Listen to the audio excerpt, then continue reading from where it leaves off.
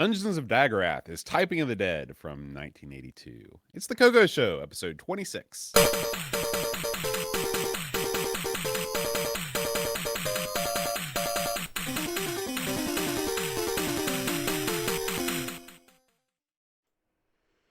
Hi, everybody. Welcome to the CoCo Show. I'm John. And I'm Aaron. Today, Aaron, we're talking about Dungeons of Daggorath. Ooh. So, Aaron, where do you stand on being lost in a dungeon? Not too good, Boat. I don't think I'd like it. Now, I know you say that with a certain amount of mirth.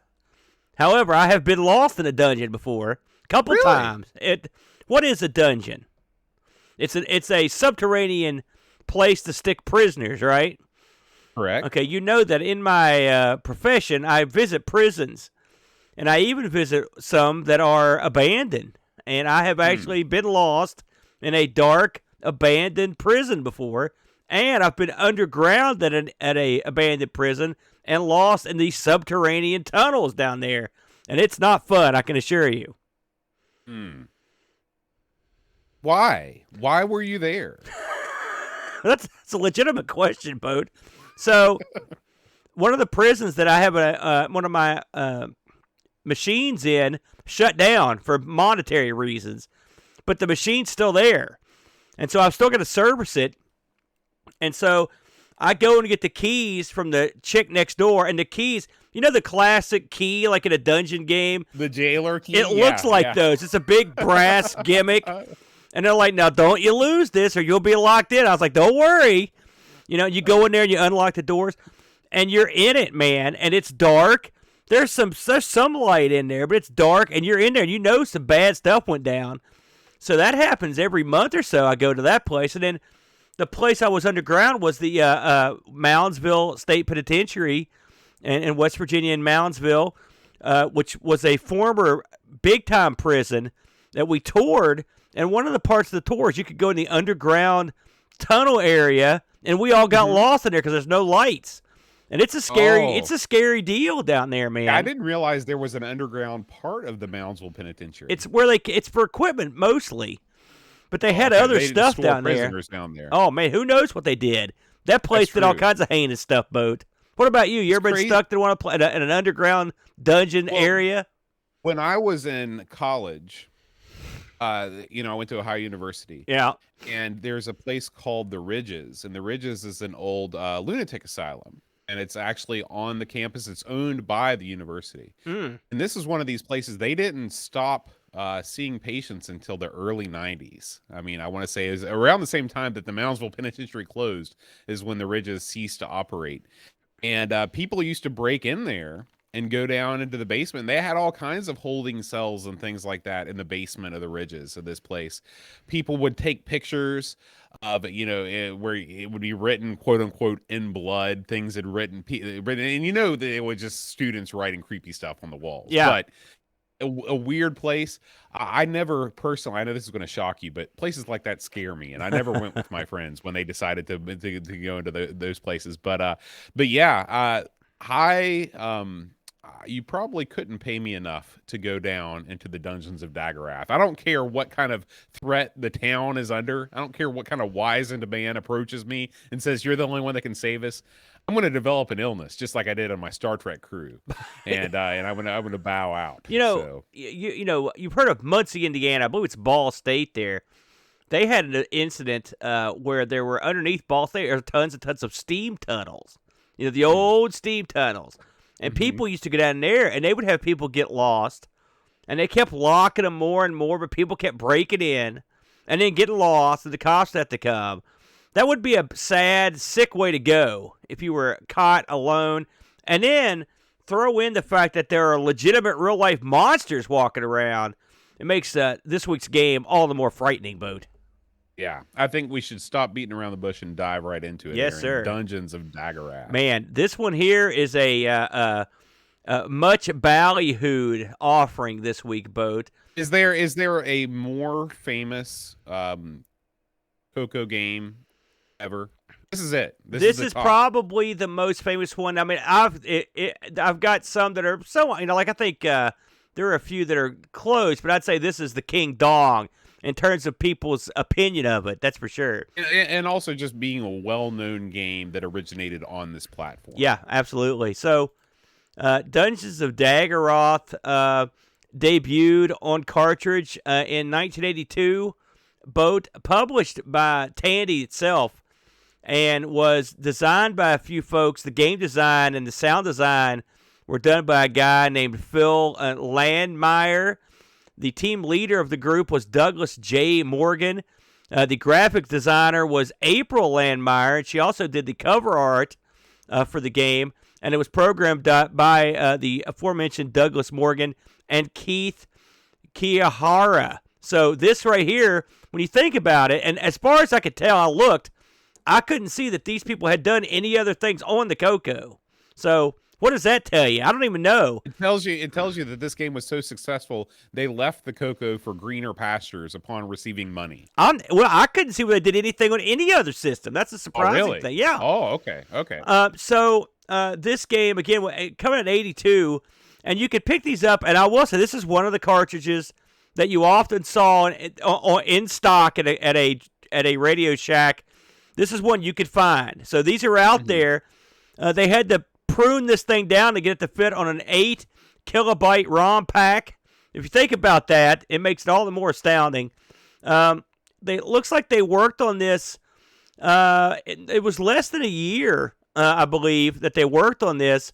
They worked on it from 80 to 81, and a lot of that time was spent just trying to get it to go on the ROM pack. Now, there eventually was a disc convert. Someone converted this to where it would work on disc, but initially and officially, this came out as a ROM pack. Had you heard of this before this week? Oh, yeah. I mean, we've been doing the CoCo Show for a couple of years now. I hear about Dungeons of Daggorath at least, weekly. It gets mentioned on the CoCo Show at some point. Those words are uttered from the mouth of L. Curtis Boyle at least once a day. I'm fully confident. Now, had you played it? No. God, no. So, explain to the people, Boat, what are you doing here? Okay, well, in Dungeons of Daggorath, you are exploring the backstory is that you've got a town that's being terrorized by these monsters. There's an old man that teaches you the ways of the world, and he says, you need to go down, now that I've trained you, you need to go down into this dungeon, and you need to do battle with these bad guys. I think there might be a ring involved somewhere. I don't know, Sauron's in it. Listen, the backstory on this is actually quite good. I mean, they really put a lot of thought into it, so I'll give them credit on that. You go down into the dungeon, and you have only a sword and a torch to your name. And you roam about this dungeon. You encounter enemies that you have to fight. You encounter scrolls that you have to reveal. You've got rings, and you've got various weapons that you can wield, and shields and things like that. So from this point on, on the face of it, it is your standard run-of-the-mill dungeon crawler, except this is from freaking 1982. Yeah, 1982. This is way, way earlier than games that look like this had their heyday. This game is a trendsetter in so many ways, not the least being the way that you actually navigate through this dungeon. Okay, so this game is command line based, like a type in or like a text based adventure game.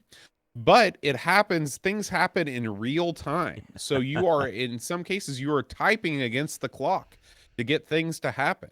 And that's where the whole typing of the dead thing, comes into play. Just like in typing of the dead, if you don't type fast enough, you're going to die. In this game, if you don't type fast enough, you will die. Because every time you swing your sword, you've got to type swing sword. Now, there are ways to cheat, or not to cheat that, but there are ways to make that process more brief that we'll get into. But it's important to realize when we're talking about this game that all of your movements are typed out in real time, and the game world is happening in real time while you play. This game incorporates a bunch of systems that are weird, and If you are a fan of this game, you would call them game-changing and groundbreaking. If you're not so much, you would just say they're idiosyncratic. This is a game that does not incorporate any sort of statistics. You're definitely not going to see, health points on either the enemies or yourself. What you have is a beating heart. And as you take on damage and as things happen to you, your heart starts beating faster, and eventually your heart beats so fast that you die. And when you die, it's game over, man. Well, you It's pass game over. out basically, and then you'll probably die. Yeah. Yeah. So, this game. Well, before we get into the mechanics, Aaron, was this something that you played a lot as a child? This could be an unpopular opinion, but I'm just going to tell you the way it was. I was familiar with this game when I was a kid. And now, was it 82 when I saw it? Probably not. It was probably closer to probably 84 or 85. So it'd probably been out a few years. And I remember getting this. In fact, I got a bootleg copy of it. And I believe, I don't know if I ever actually owned a cartridge or not, but I know I played it. And I remember being completely befuddled by the interface. The interface in this, which I know you're getting ready to talk to, it's got to be unique or fairly unique in this genre because it is real weird. This is a game that you feel like you should be able to pick up the joystick or at the bare minimum the arrow keys and go through. And for whatever reason, they decided not to go. I guess because they had a foot in two worlds. But we've played a few of these games that were like this, where not quite like this, but where they had one foot in the text world, the text parser world, and one foot in the graphical world. But this one right here probably takes the cake. But I remember trying this out as a kid, and then not getting into it, if I'm honest, and moving along. I was looking for stuff more like Venture, or for my dungeon crawling exploits, or Gauntlet or something. And despite the fact that this looked awesome and it sounded double awesome, I just thought at the time that it was hampered by its old-fashioned control scheme, Bo. So that was my feelings from back in the day. So let's talk about what you have to do here. So when you start the game, you have nothing in your hands. You've got things in your backpack, okay? So you've got to pull things out of your backpack. Yeah. And you actually have to type that out. You have to type, I think in the way that the syntax is it's pull and then either right or left and then object. Yeah. I think that's what it is. Is that right? Yeah. Am I right there? Okay. And so just getting going, you're typing in what is sort of like, I messed that up so many times. Yeah. Like I just could not figure out what I was doing wrong. And then you're all set to go. When you move through the dungeon, you have to type in, turn left, turn right. Now you can shorten these things. And the manual is real funny the way that they describe this. They're like, you can use shorter versions of the words. In some cases, you can just type the first letter of the word, but sometimes you can't. Yeah. So you have to experiment. It uses sword as an example in that, because sword and shield both start with S, so you have to use more. Right. And so this is it's awkward, and it's definitely a product of its time. Yes. Because this is not a game that if you're used to playing modern dungeon crawlers or even dungeon crawlers from the mid 80s, you're going to sit down and you're going to feel like, wow, this is unnecessarily complicated. But at the time, dungeon crawlers as a genre didn't really exist. And, the developers were kind of writing the rules as they went along. And so that in their minds, this was the way that all dungeon crawlers were going to control from here on out. And this was the best way to do it. So it's hard to really fault them when there weren't better examples that had already come out, that were out there in the world.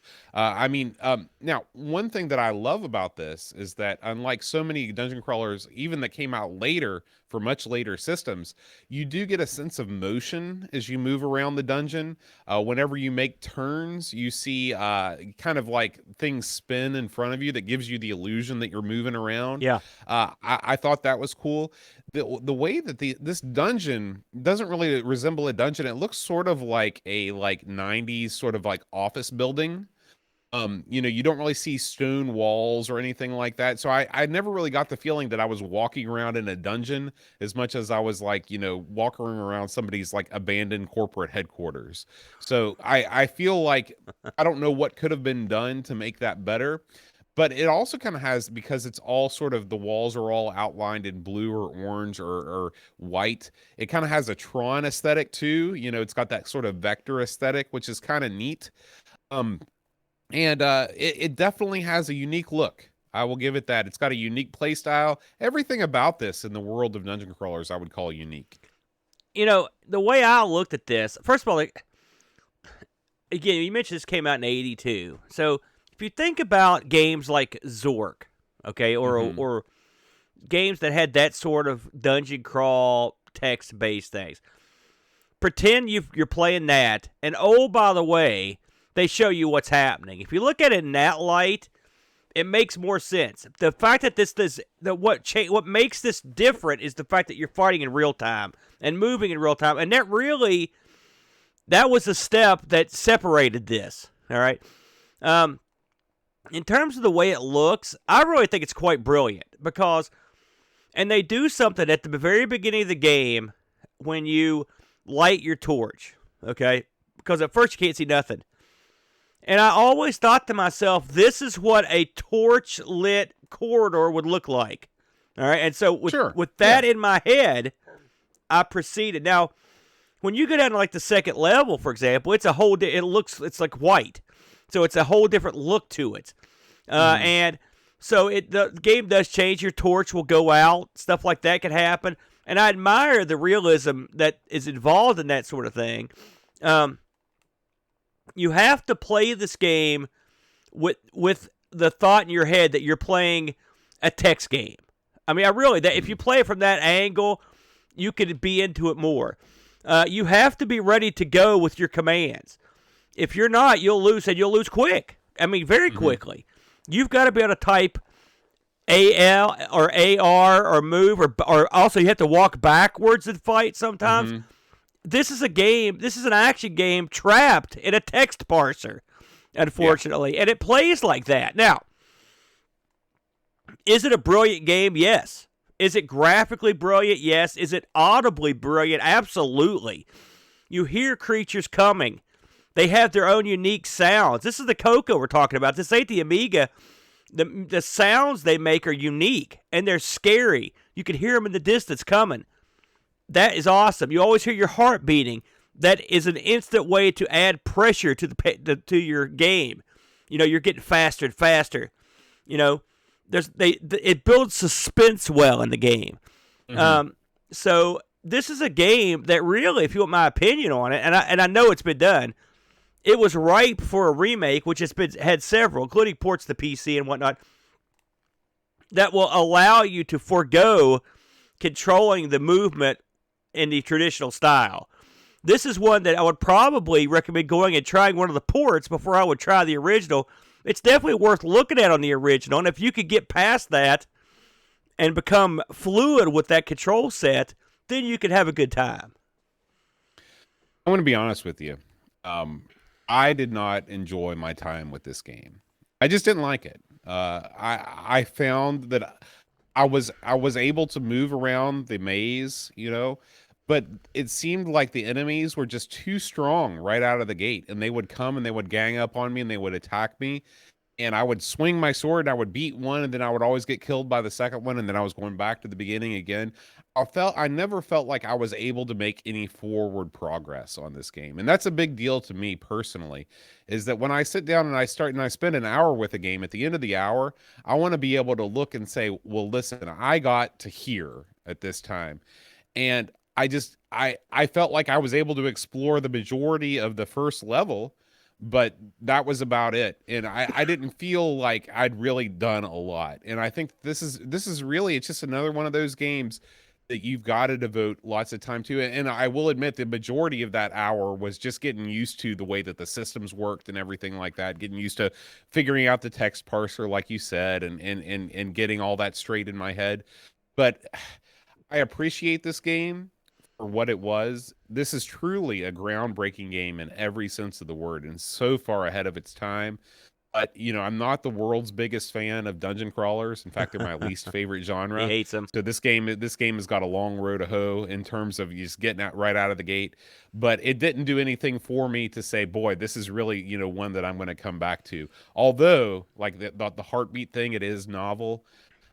I'm one of these guys. I like stats. I like numbers. That's why I like tabletop role playing. I love the dice rolls and tallying up things and checking the stat book and seeing what my crit rate is and stuff like that. And when you take that stuff and you make it more, I think somebody said, maybe Robert in the chat, he said that it was, all that stuff is going on in the code behind the scenes, but all you get is this, graphical representation. That's just not my bag. I don't like that in any sort of game. So it's just not my thing. I like the simplicity of it. It's funny. I like every part of this game except for. In fact, I even like what they've done with the text parser.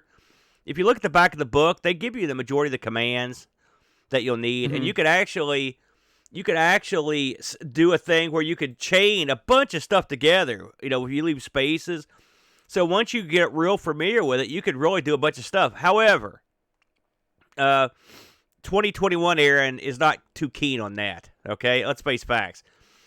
This game is I like the dungeon in it. I like the way it's represented. The backstory on this is awesome. It sounds like it's straight out of a D&D module. The representation, a game hasn't been this creepy since like Phantom Slayer, which has more than a little in common with. It is very atmospheric. I give it full marks for its sound design, which just the fact that you can say a game in 1982 has sound design to speak of speaks volumes to like how good this is. Yeah. I like the idea that it's simple to truck stuff around. I like every part of it, except for the parser. I can't get past that these days. I'm not a big. I don't like having to rapidly type stuff in real time. It's just, and I think that these are problems that have been overcame in other, in other ports of this game. But I mean, that much said, I'm not going to take anything away from the game. It's a brilliant piece of work, given the limitations of the CoCo and the cartridge format, and they never duplicated it because ultimately this game had a quote-unquote sequel release for it that bombed horribly, and because they didn't use the same people. They did a game called Castle of Tharagod in '88. This is well in, and they substituted the parser with like point-and-click shapes, which was interesting, but it didn't work. It was just no good, and it never took off. Eventually, the guy that made this noticed that the copyright had fallen back to him. And so he released this pretty much for people to do whatever they wanted with it, and they have. So there have been ports made to all kinds of stuff, and this is why we have the more modern interpretations of it that we have today, Boat. Yeah. I looked up a few reviews. Most of these are just wordy, like love letters, basically, if I'm honest. IcePeople.net, where I get a lot of my reviews for the CoCo stuff. He just said simply, quite possibly the best and most popular game ever created for the color computer. That pretty much says it all. I found the Dragon review for this game. I believe it was the July, or not Dragon, but Rainbow, July of '83. They had a pre-copy. They thought it only had 3 levels. They probably didn't know what the last 2 levels. There's 5 levels. And they gave it a ringing endorsement and said this set the standard for what future adventure games would be on the CoCo and on other systems in general. A glowing praise for this game, Boat. So it's popular. It's a big deal. Did we get any action on the Discord, Boatster? Oh yeah. Graham W. Vebke writes, this game will remind players of Alcabeth and its graphics and presentation, but it's much better than that and probably wizardry as well. Sure, the story is standard fare, kill the evil wizard hiding in a monster-filled dungeon. This game used mechanics in this genre that changed it and have been borrowed by many other games since. Standard game has 5 levels, about 12 monster types, and the usual shields and swords. However, one challenge this game presents is keeping your torch lit. Without it, you can't see anything in the dungeon, and the walls also become dotted instead of solid lines when the torch is running out. How brilliant in such a small hardware spec. That is brilliant. Yeah, it's quite good, yeah.